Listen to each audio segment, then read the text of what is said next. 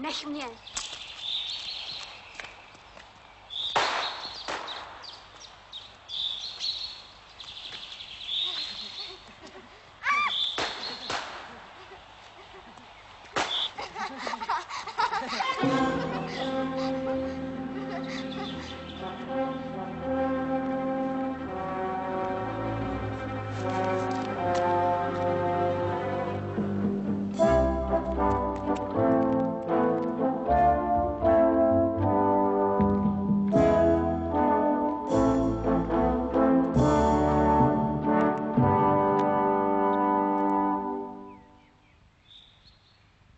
Nejste vy hrabě Koda?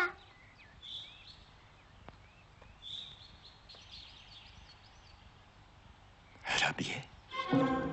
Hrabě Koda přijel! Hrabě Koda přijel! Jsem kníže Alexej, můj sluha Váňa. Koda je tady! Tak pojď.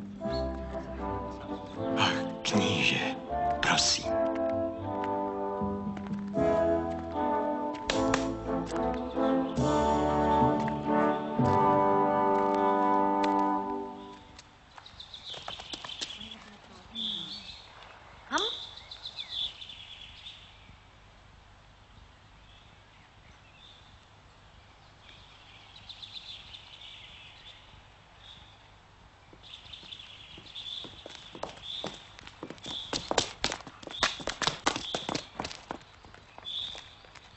To přece není žádný hrabě. Hrabě nebo kníže, urozenost jako urozenost.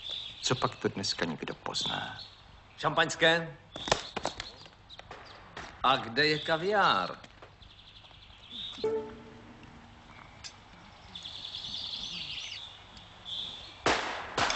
Poslechni ty, starý papriko. Proč pak tak okouníš?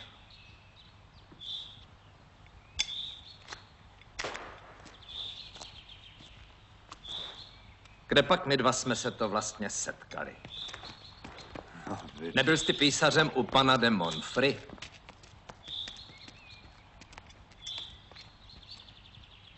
No jasně. Oprašuješ knížky v regálech, trpíš na ledviny a smrdíš krejcarem. Knihovníkem jsem. Ale pokud se mého vnitřního ústrojí týče, To tak... se ukáže, až budeš pít. Jesme a pijme, dejte sem krmy, tučný sýr, zvěřinu, ptáky, vše, co se rodí živé a vše, co se líhne z vejce. Dejte sem vše, co z raje jedlého, vše, co je oploutveno a všechny druhy plžů, kteří se požívají ve vzdělaných zemích.